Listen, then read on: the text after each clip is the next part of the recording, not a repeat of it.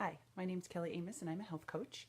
And today for your tiny health tip, actually this was something that I have a sneak peek group going on right now that is giving information about the summer recovery group that I'm going to be doing in September. And I was going to go live in that group, which is public. You're more than welcome to join it to get more information. I was going to go into that group to do it live, but I thought this is something that a lot of people would find helpful, and so I will just share this in there when I'm done. But what I want to talk about today is the first step as far as exercise adherence or creating the habit of exercise. Hi, Deb. Creating the habit of exercise, and I want to go through 5 steps. My 5 steps, or what I think are the most important things as far as consideration to getting that habit of exercise. Even if you are a regular exerciser, which I am, this is a process that I follow every single month. And depending on the time of year, when my schedule changes more, it might be something that my week looks a little bit different. And I'm going to, at the end, after I've gone through the 5 steps, I'm then going to go through my process and show you exactly what I've done for the month of August and talk a little bit about what I'm considering for September. So maybe some of this will help you as far as creating your own plan. So planning is key. Planning is absolutely number one. The number one thing. If you leave anything that you just leave to chance, and maybe this will happen, or I'm hoping to exercise tomorrow, if you don't know exactly and be as specific as you possibly can with time, in not only time of day but duration of how long you're going to be working out, location, and type of what you're going to be doing. Now those things are all depending on your level of experience. Are you new to this? Are you just starting to you're wanting to create this habit of exercise? Then some of these things really don't matter. The main thing is you need to know when you're going to exercise each day, or what days you're going to be exercising in advance and planning. So the very first step is you need to look at your life and however you look at your life. So this, finding a system, maybe you're a calendar person on your phone, maybe you're a paper and pen or calendar person. So I have a couple different things. This is my master calendar, and I do want to put a little plug in for Passion Planner. This is awesome, you guys. I love these. I get them every year, and I keep them for at least 1 year because then, as far as my training, I record it in here, and that helps me see what I've already done, what my progress was, because tracking is key. That'll be tomorrow's little tip, though, in the group. So the first thing that I look at is you need to look at what does your life look like. And if your life is ever changing, then it's going to be, your schedule is going to be maybe this week I do this week I can do this week, because you might travel a lot, you have different things going on. This is a time of year where probably a lot of your life is changing on a regular basis with schedule changes. But the very first thing that you do is you plug into your whether it's your week, your 2 week, your month, whatever, you plug in your non-negotiables. So for me, my non-negotiables are work time. I teach 2 group fitness classes a week, and so those are non-negotiables. I have to put them in. I teach at a college, and classes start on Monday, so those have now become non-negotiables as well. And when you're looking at your non-negotiables, you can't just plug in, okay, that's an hour class. You have to plug in your travel time and your prep time if you need it to get there. So make sure that you're not, that's one of the things that people make a mistake in, is they just go with that amount of time that they're going to be doing that. But things take preparation, or you need to drive there, and there's other things that go into that. So it might be that it's an hour class, but it actually takes up an hour and a half or an hour and 45 minutes of your time that you can't be doing something. So make sure that you're including those. So once you have your non-negotiables in, and this might also include kid things, meetings, just whatever, I can't exercise during that time. So that is plugged in first. The next thing, step 2, is when are you going, so now you see all the time that is already taken of yours.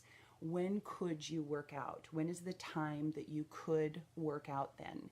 And you have to be pretty specific here. Is you want to have the time of day, and that might vary every single day of the week.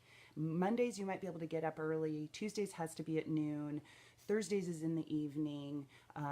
Fridays, not going to happen. Days too crazy. So Saturday, you've got a longer period of time. It can happen mid-morning. So you need to look at, don't just get locked into, this is my workout time. Yes, that would be ideal, but you've got to just fit it in where you can. And I want to add a little bit to that, that sometimes it might mean that you see that, well, I've got a crack here and I got a crack here and I got a crack here. I have oftentimes, especially coming up with my life for the next 3 months, 4 months, I will do part of a workout in the morning and then do another part of the, then finish it in the afternoon. I'll kind of split it. So that's okay too. That's a little bit more advanced, but don't think that if I don't have time to do all of this, but it will be helpful for you to really be able to be specific about the amount of time that you have to exercise each day. And then step 3. So step 1 was you need to plan, need to look at your non-negotiables. Step 2 was when and for how long you're going to be exercising. Step 3 is what are you going to be doing? Now here there are, for every single individual, every single person, this is very relative to you. So what are you going to be doing? If you are new to exercise or you haven't done it for a long time, you guys, it does not friggin' matter what you're doing. Don't get locked into, I have to do this, I have to do this, I have to do. You need the habit of exercise. That's what you need. That it is 6 a.m. and I have 30 minutes and I am going to exercise then. Now, if you are thinking, the more specific you can be, the less time you're going to waste. So if you're starting, it might be walking, it might be swimming, it might be cycling, it might be taking a group fitness class, it might be talking to me about which Beachbody program would be best for you. So it's just a matter of you need to have the habit of exercise. And if you feel like I don't really want to do that workout today, then don't do that workout. Do something you want to do. But again, it's just your body needs to learn that this is what I do. I exercise. And again, the getting more specific with it, that's a little bit more advanced. I'm not going to talk about that right now. Step 4 of the 5 steps is you need to prepare for obstacles or any setbacks that you might have. And here you need to be realistic. It's not like, well, oh, my kid might get sick. It needs to be that this is something that could likely occur, and if it does, what is my backup plan? So everybody, there are too many things that I could talk about here as far as obstacles go, but part of the obstacle could be your head. So what are you going to do when you don't feel like getting your butt up and moving because you don't have the habit of exercise? So what are you going to do about that? How are you going to overcome this obstacle? There no excuses. It's just what are your obstacles going to be, and you overcome them.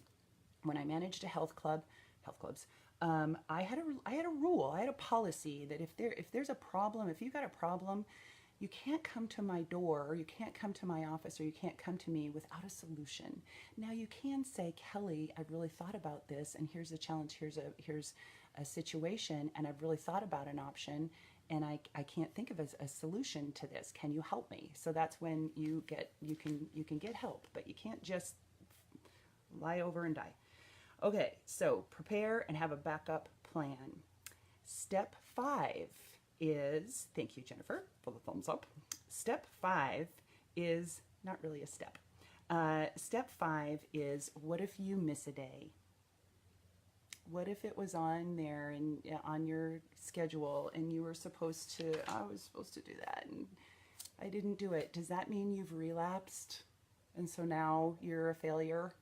No, it means you had a lapse. It just means you had a lapse and you get back going tomorrow. Or maybe you weren't able to do what you really wanted to be able to do, and maybe it wasn't the type of training that you wanted to do, but you can do something. Again, having that, even if it's 10 minutes, I'm just going to go walk around the block a few times, or I'm going to do a little 10-minute core workout, or I'm going to do some push-ups and some pull-ups. Whatever it is, squat before you squat. whatever it is, you're conditioning, you're keeping to the front of your mind that exercise and movement is who you are, is what you do, is what your body does. And that is what is most important about gaining that adherence. So now I'm going to go into, I'm just reading my notes here. I actually had a client that a while ago, a couple of years ago, that when I first met with her, she said she wore her workout clothes every day. Every day she'd put on her workout clothes so that if she had a chance to work out, she'd be all ready. She was prepared. So she was preparing for an obstacle in that respect. But when you're preparing for an obstacle, if it's just kind of you're getting this habit of I'm prepared for the obstacle, but it never really works out for me, you got to figure something else out, okay? Because walking around in your workout clothes all day long but never working out, after a while, that's no good to you either. And the last thing I want to say before I share with how I go about my training is my training plan is that willpower is like a muscle, and it fatigues, and but it also rejuvenates and replenishes. So if if exercising on a regular basis is something that is new to you and you're challenged with it and it takes a lot, you just don't like it that much, and then it would be best to work out in the morning, because that's when your willpower muscle is strongest. So you are more likely to really overcome the obstacles rather than continue to make excuses or avoid or procrastinate if you do it earlier in the morning. And even if you're not an early morning exerciser, and I never was. I told the story about the lottery, so some of you know how I started to be an early morning exerciser. And so it can be done. It has to be that important to you. But again, the willpower muscle is strongest in the morning. It weakens throughout the day the more you're challenged with it or have to use it. So that's another reason to not take on a whole bunch of lifestyle change modification things all at once, because you are going to be your willpower muscle is going to be exhausted by noon. So you need to take on little bits at a time. And again, it replenishes overnight, so it's strongest in the morning.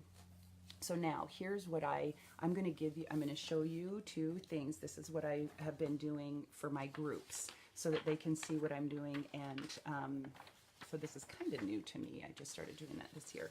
So here's August, and I don't know if you can see that very well, but there's August. It might be a little blurry. It doesn't really matter. But I have my non-negotiables typed in there first. And then I look at the other things that are happening in August and September, October and November. Every week is different with my work schedule, as well as I'm traveling every single weekend to football games. So, and the distance might be Virginia, or it might be Pocatello, or it might be Portland, or it might be California. So I have different times there. Then I take into consideration, I'm not going to go into too much detail here, I take into consideration balance. I mean, what I need a plan. I personally am all about, you have to have a training plan. And so I look at what is my training plan? What are my fitness goals? What am I trying to do? And I have certain things that are specific to me that I know I need to do because I'm almost 51. I am perimenopausal.